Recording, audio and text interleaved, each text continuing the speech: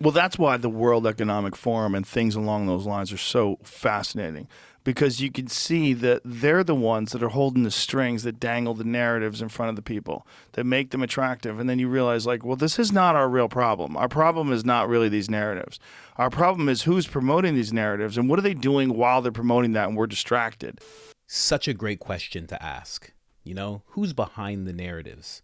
Because that helps so much, because sometimes you're just seeing something going on and you're thinking it's just this person versus that person, or this take versus that take, or this, environmental problem versus this thought towards that environmental problem. And it's not always the case. Sometimes there's people directly behind it on both sides that are making this narrative happen before your eyes. And a good question is while you're distracted, what are they actually doing? And a good exercise that I always do is anytime there's something going on in the news, and I don't do this cold-heartedly. I do this very, observationally. I don't know what to call it. But when something's going on, I start looking into like laws. I start looking into, what the government's up to, what laws are being passed. Well, they're trying to institute a centralized digital currency. They're trying to, give people vaccine passports and some sort of a social credit score system. They're trying to do all sorts of weird methods of control that you're not going to be able to get out of it if you're on the left or if you're on the right. It's going to fuck up everybody's life. And in the meantime, we're arguing about who's right, Greta Thunberg or Andrew Tate. Right. Like it's like these distractions that they put in front of us in the media that get us so hyped up while real shit is going down, that there's real decisions that could be made that might affect you forever. Now, that's such an incredible point made by Joe. At the end of the day, when it comes to these things, it's going to be the right and the left affected. It's going to be black and white. It's going to be middle class, poor. It's going to be that homeless guy that you don't even want to make eye contact with, and the person who's serving you food of which you treat pretty shitty. It's going to be all of those people. It's going to be the nice girl who you wave at, who you hope you get her number. It's going to be the guy who's staring at you in the gym. We are all going to be in this together. It is going to suck if we let this type of stuff happen. And when it comes to things like a social credit system, I know 3 years ago, you'd hear that and you'd be like, that's a conspiracy theory. It's a stupid conspiracy theory. You just saw that episode of Black Mirror. You know that's not going to actually happen. That's just a Netflix show. Stop being ridiculous. And here we are. Ask our friends in the East. I don't even know if I can say their name, but ask our friends in the East how made up this whole thing is. What is China's social credit system and why is it controversial? China's social credit system is a set of databases and initiatives that monitor and assess the trustworthiness of individuals, companies, and government entities. A good rating could offer priority healthcare or deposit-free renting of public housing, while a negative rating could see individuals banned from flights and trains. The amount of freedom you have, your ability to travel, your ability, like in China, you say the wrong thing, you can't buy a plane ticket. Mm-hmm. You can't go anywhere. Sorry, you're not allowed to buy a home. We saw you tweet about something we found disagreeable.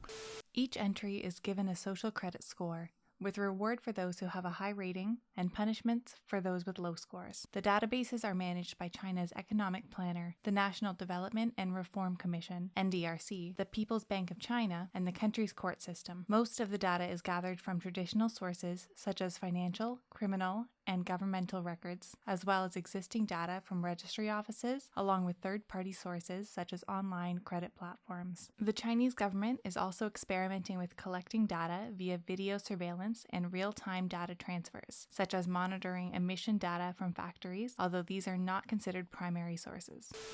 And that right there used to be conspiracy, but that's real. That's real. They're over there and they're dealing with that every single day. And the wild thing about it is, you think in your mind that you would never get used to that you would never accept that. But then at the same time, you can walk around certain places and you'll still see people wearing masks. I saw a guy wearing a mask in a car yesterday by himself. People get used to things really fast. A good score brings benefits, but people with low scores lose rights. The cinema names and shames people considered untrustworthy, plastering their details, even their addresses, across big screens. It's a matter of principle. Those people have to be condemned. Those people aren't honest, so they have to pay the price. It's only right to pay your debts. You have to blacklist those that don't.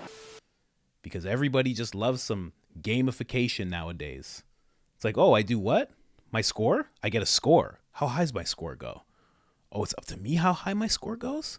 Oh, what do I have to do to get a high score? What do I have to do? Tell you about who? Yeah, my neighbor was doing that yesterday. It gets... I know it sounds crazy, but even if I told you about the clip that I just played, even if I told you about that 5 years ago, you'd be like, you're insane. You're an insane person. You watch Alex Jones or something. I will eat your ass. I will eat my neighbors. I'm not letting my kids die. Well, we have to worry about that now too in the States, though, right? We have to. You have to worry if you cross a certain line. Are they going to make it difficult for you to process your credit card transactions? Will you be unemployable? Will you be unemployable? Yeah. Like, will you not be able to use PayPal anymore? I got a strike on YouTube, which prevented me from posting. Meta took me down, deleted my Facebook and my Instagram. 2 hours before the YouTube strike expires, guess what happens? They banned me from YouTube.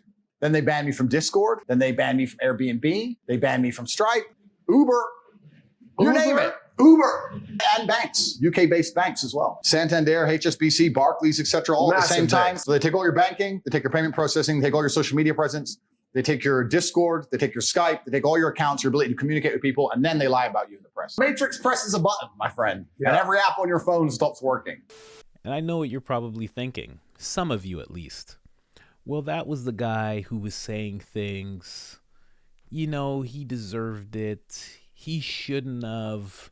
Didn't he get arrested? You see, the problem with all that is that when they demonize somebody enough to make you accept what they're doing to him, you don't realize it, but you're actually giving consent for that same type of thing to happen to you. But you're just thinking, I would never do what he did. I would never say what he did. I would never been arrested. I would never. I'm nothing like him. Well, see, that's the thing. First, they do it to the bad man, to the demon person.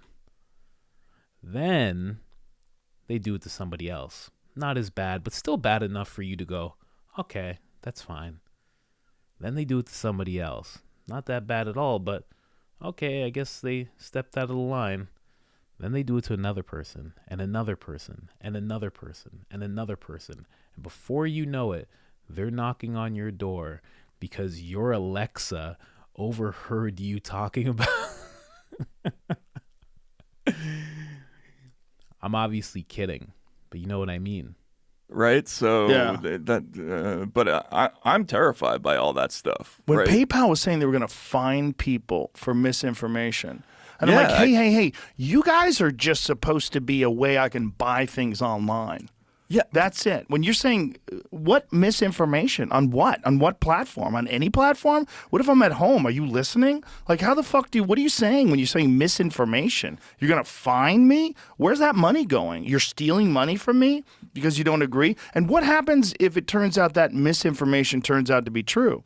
The reason I chose that clip of Joe talking is because the urgency that was in his voice, the intensity that was in his voice, the amount of questioning he was doing, it's a perfect example of what everybody should be doing when they hear these little and not so little things that these companies are doing in the name of safety, in the name of misinformation.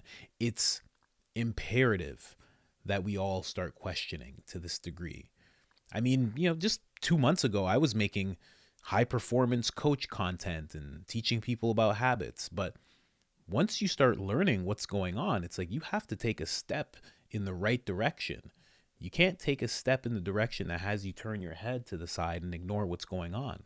When you take away somebody's money and you take away their access to not only money, but goods and services, what message are you trying to send? Not just to them, but everybody around them. There's a term called buck breaking. Look it up. They used to use it in times of slavery. And what they would do in order to buck break somebody is that when this person was standing up, they were peacocking, chest out, asserting themselves, showing confidence. What the masters would do is they would beat that person into all sorts of submission.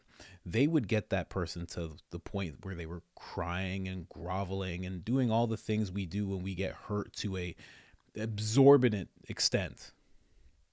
And the reason that they did that was not to put that person in their place. That was secondary. The reason they would do it is so every single person who had any type of thought of being like that person would now put those thoughts to rest. They would understand that if they decided to step out of line, that's what was in store for them. So this was part 2 of the series that I have coming in terms of Joe Rogan and Matt Taibbi. I'm going to be honest, I tried to post all 3 of the clips that I wanted to post at once, and I ended up getting blocked worldwide, and I still don't know why. They really didn't explain to a full extent because it was no different from all the content that I make. But if you enjoyed this, please like, share, subscribe, and also comment. What do you think about this whole thing? What do you think about what these companies are trying to do? And because you're still here, you're still here, I'm going to give you the timestamps to the clips that I watched with Rogan. 2 hours, 8 minutes, 47 seconds, all the way to 2 hours, 13 minutes, 49 seconds.